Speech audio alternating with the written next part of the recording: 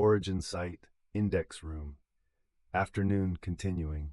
Hannah came to the table. I showed her the journal, open to the new entry, the page with the different handwriting. She read it without speaking. When she finished, she read it again. Then she set it down and looked at me the way she looks at something she's deciding how to say. She said, "When did this appear?" I said, "I don't know. I haven't opened these journals since the train station in season 1. The entry could have been written the day after I closed it, or it could have appeared this morning. There's no way to establish when from the outside." She said, "Can we establish when from the inside?" I looked at the entry again.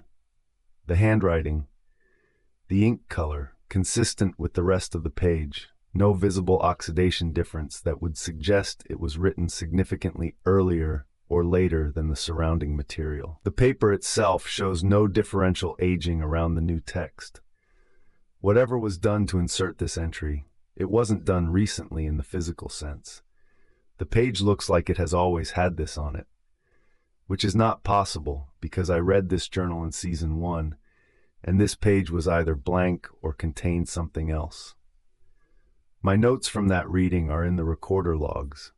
I didn't transcribe every page. I was moving quickly. The entries were shifting as I read them, but I have enough to know this entry was not present in its current form. Hannah said, "So it was written into the past of the journal, not added to the end, inserted into a point that was already there." I said, "That's what it looks like." She was quiet for a moment. She said, "Then we need to go through both journals completely. Now, while we know what we've lived through and can check it against what's written." We spent the rest of the afternoon on the journals, both of them on the table. Hannah reading one, me reading the other, cross-referencing when something flagged. I took notes in the recorder as we went, not transcribing every entry, but marking anything that felt specific, anything that matched events from the investigation. The journals have always been unstable material. In season 1, the entries shifted between readings. I'd read a page, look away, look back, and the details would have changed. Numbers would disappear. Location names would become vague. The specificity would drain out of the text while I was watching it. That's not happening now. The entries are holding. The text I read once is the text I find when I return to the page. Something has changed in the journal's behavior, or something has changed in the investigation's relationship to the material. I don't know which. I'm noting it because it's a departure from every prior interaction with these journals, and departures matter. First confirmed pre-recorded entry. Journal 1, approximately a third of the way through. On first reading in season 1, this section described what I noted as a stairwell, stone construction, a figure descending ahead of the narrator. The figure's description was vague. I wrote indistinct in my season 1 notes. The location was not specified. Now the entry reads differently. The stairwell is specified, the staircase at 47 Marginal Road, the descent to the southern node. The figure ahead is Hannah. The description of the figure is precise enough. Height, the way she holds the railing, the angle of her shoulders on the stairs, that I recognized it as a real moment, a specific moment I remember, the approach to the convergence at the end of season 1. The entry describes a moment I have lived through. It was in the journal before I lived through it. When I read it in season 1, the details were vague because the event hadn't happened yet, and the entry couldn't hold the specifics. Now that it has happened, the entry is stable. The details are fixed. I read that section twice and then set the journal down and sat with it for a while. The implication is not comfortable. If the entry was written into the journal before the event occurred, then whoever wrote it knew the event would occur. They knew which stairwell, which figure, which moment. They wrote it in the past tense from a position that had already experienced it, or from a position outside the timeline entirely, one from which all of it was already settled. Hannah, reading Journal 2 across the table, said, "I have one." Second confirmed pre-recorded entry. Journal 2, early section. Hannah's find, a brief entry, no more than a paragraph, describing the signal station at the Rook coordinate, the 11-second interval, the quality of the water at that latitude in that season, the sound the cable made under tension during descent. She read it aloud to me. I recognized every detail.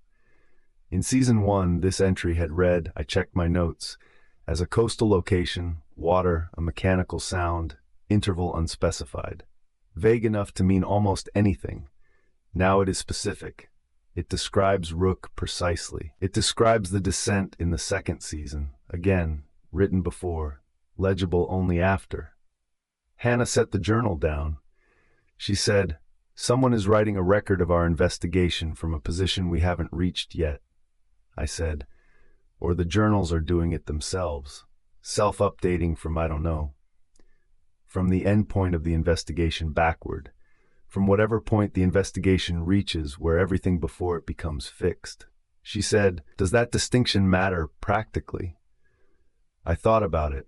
I said it matters for whether there's a person involved or whether it's a system behavior. She said, "And which is more frightening?" I didn't answer that. Third confirmed pre-recorded entry. Journal 1, later section. This one took longer to identify because I almost read past it. The entry describes a room with catalog cards and wooden rack holders, which could be multiple locations in the investigation. But the specific detail that flagged it was a phrase, "The brass frame is empty, the founding document already read." The origin site. This room. After we read the founding document at the end of Season 2. And then, 2 investigators at a reading table. One of them is holding a journal. Not the same journal as the one I'm holding. The entry doesn't specify which journal. But the scene is recognizable. We've been here, in this room, at this table with these journals, multiple times since the Season 2 finale.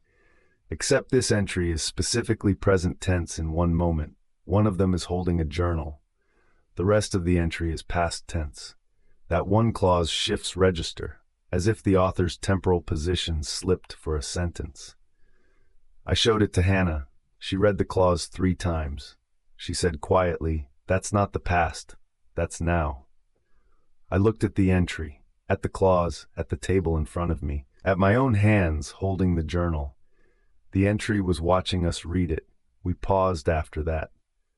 Hannah made a case for stopping entirely, closing the journals, not reading further until we understood more about what we were engaging with. I understood the argument. Something that records your investigation from a future position while you're living it is not a neutral document. It has access to information that doesn't exist yet from your position. That is not a property of paper and ink. But the journals also contain the 4th entry, the one we haven't lived through, the one that points forward. I said, "We need to know what it says. If it describes where we go next, we need to read it now, while we can still decide whether to go." Hannah said, "And if reading it is part of what it describes?" I said, "Then we're already in it. Reading or not reading doesn't change that." She thought about it. She nodded. 4th entry. Journal 2 near the back. Several blank pages between the 3rd confirmed entry and this one, as if the author left space for material that hadn't been written yet, or for events that hadn't occurred yet to settle into text. The handwriting is the same as the new entry from today. The same small, deliberate hand that wrote the self-describing entry in Journal 1, not the original journal author. The inserter, the person who handled these journals recently enough to leave a contact signature the device could read. The 4th entry begins the way the others do, past tense, descriptive, observational. It describes 2 investigators arriving at a building. The exterior of the building, brick, older construction, a municipal function now decommissioned. The exterior markings, parallel lines cut into the stonework at regular intervals, structural rather than decorative, the same depth and precision as the crescent marks at 47 Marginal Road, a parallel line node. One of the node types on the southern node grid map that we identified in Season 2 and never decoded, never visited, never understood. The entry describes the investigators entering. A dry interior space, oilcloth packets stacked along the walls, labeled in a language neither investigator recognizes. The air inside, still and cold, the kind of cold that comes from stone that doesn't see sun. I read it to Hannah as I went. She had the grid map out on the table, her hand moving across it, finding the parallel line cluster in the northeast quadrant, circling something with her finger without marking it. Looking. The fourth entry continues. The investigators approach a packet labeled differently from the rest. Labeled in English, a second hand, a translation added later over text in the original language. The label reads, "The entry ends mid-sentence, not a page break, not a section ending. The sentence simply stops. The pen lifted, or the text ran out of events to draw from, or the author reached the limit of what they could see from wherever they were writing." I read the last complete phrase aloud. The parallel line node contains the earliest known record of a listener who could not. The next page is blank. Hannah looked up from the grid map. She had found it. Her finger rested on a point in the northeast quadrant, a parallel line symbol I'd looked at a dozen times without knowing what it marked. She said, "It's a waterworks building. Decommissioned 1989. I know where it is." I looked at the blank page, at the incomplete sentence, at the space where the entry stopped because the event it was trying to record hadn't happened yet. She said, "We're going to finish that sentence ourselves."